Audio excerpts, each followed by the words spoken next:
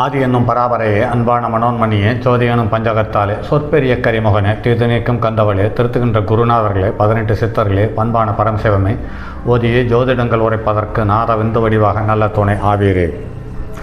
உலகில் உள்ள தமிழ் பேசும் அனைத்து நல் உள்ளங்களுக்கும் மற்றும் ஜோதிட சான்றோர்களுக்கும் மூத்தோர்களுக்கும் ஆர்வலர்களுக்கும் மற்றும் இந்த காணொலியை காணும் உங்களுக்கும் ஆஸ்ட்ரோராஜின் இனிய நல் வணக்கங்கள்.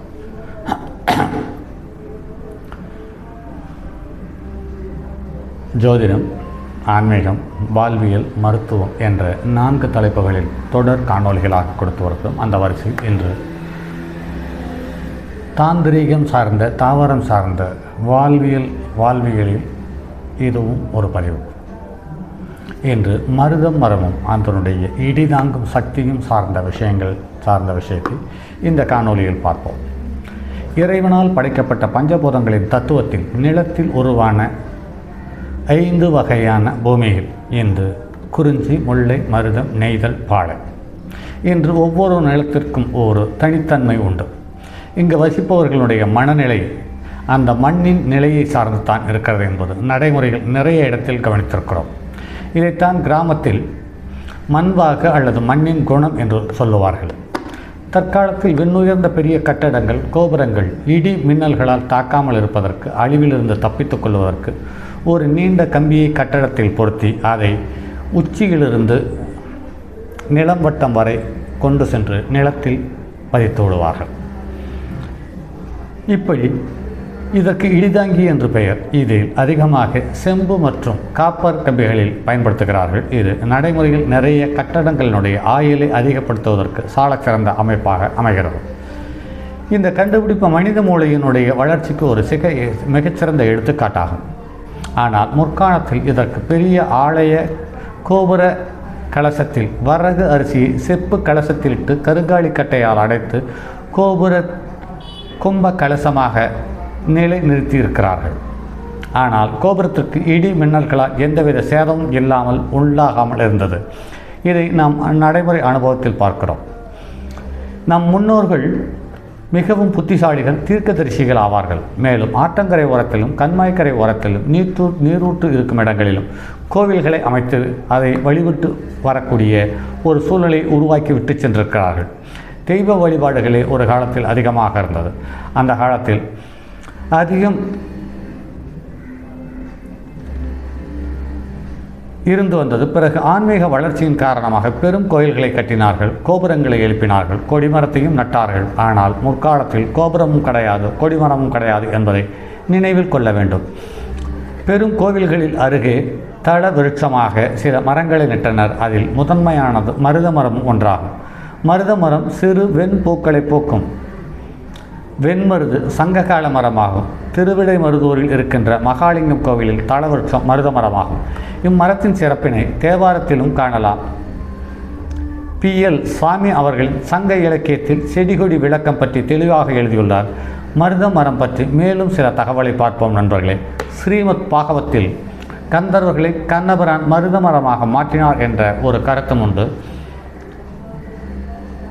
மதுகை படவதம் மகாவிஷ்ணு செய்தமைக்கும் மருத மரத்திற்கு ஒரு ஒப்புமை உண்டு. பூவரச மருதம் வேறு, மருத மரம் வேறு. மருத மரம் என்பது இடியை தாங்கும் சக்தி கொண்ட ஆதிக்கம் பெற்றுள்ளதால் இடி விழும் காலத்தில் மக்கள் அர்ஜுனன் பெயர் 10 என்று சொல்ல கேட்டிருக்கிறோம். அர்ஜுனனை இந்த மருத மரம் அர்ஜுனனுடைய அம்சம் கொண்டதாகும். அர்ஜுனன் பெயர் 10 என்று சொன்னால் காட்டில் வேலை செய்து கொண்டிருக்கும் மக்களை காக்கும் அதீத சக்தியாக இடி தள்ளி போய் விடுவதாக கர்ண பரம்பரை செய்தி. ஸ்ரீசைலம் என்ற முன்னோர் சேர்ந்த ஒரு மரத்தை மருத மரமாக அடையாளம் காணப்பட்டு ஸ்தல விருட்சங்களாக வைத்து வணங்கி கொண்டு வந்திருக்கிறார். வெல் மருதிகர் என்பதை மல்லிகா அர்ஜுனம் என்றும் சொல்லுகிறார்கள். மருத மரத்திற்கு பெரிய தனி சிறப்பு உண்டு. மருத மரத்தில் கிளிகள் அதிகம் கூடு கட்டி வாழ்ந்து வருகின்றன. மனிதனுக்கு அடுத்து மனித மொழியை பேசக்கூடிய திறன் கொண்ட ஒரு அரிய உயிரினம் அல்லது அரிய பறவை என்றால் அது கிளி மட்டுமே.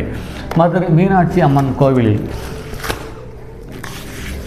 இந்த கிளி ஒரு ஆகச்சிறந்த அடையாளமாக காணப்பட்டு வருகிறது. இந்த கிளியை கொண்டுள்ள தெய்வத்திற்கு வாக்கு வாகினி தெய்வம் என்று சொல்லப்பட்டிருக்கிறது. கிளி ஜோதிடம் என்னும் பட்சி சோதிடம் என்றும் பார்க்கிறோம். மருத மரத்தில் வசிக்கும் கிளியே இடியின் தாக்கங்கள் இல்லாத காரணத்தால் அழகாக பேசுகிறது. இந்த கிளிகள் பேசுவதற்காக அவைகளின் நாக்கில் வசம்பை தடவுகிறார்கள் என்று சிலர் சொல்லுகிறார்கள். இதன் பேர் சொல்லான் என்றும் இந்த வசம்பை சொல்லுகிறார்கள். அதீத மருத்துவம் குணம் கொண்டது என்பது அது வேறு. மரத்தில் வசிக்கும் வேறு மரத்தில் வசிக்கும் கிளிகளுக்கு மருத மரத்தில் வசிக்கும் கிளிகளுக்கு வித்தியாசம். பார்ப்பதற்கு கிளி ஒரே மாதிரியாக இருந்தாலும் சாதாரணமாக உள்ள கிளிகளிடம் காலையில் ஒருவருடைய பெயரை சொல்லி மாலையில் சீட்டு எடுக்க சொன்னால் அது வெவ்வேறு மாதிரியாக எடுக்கும்.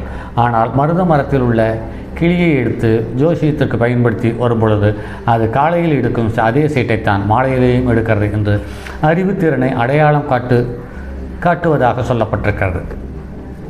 மற்ற கிளிகள் மற்ற மாதிரி மாற்றி பேசும் பழகும் செயல்களுக்கு உட்படுத்தப்பட்டது.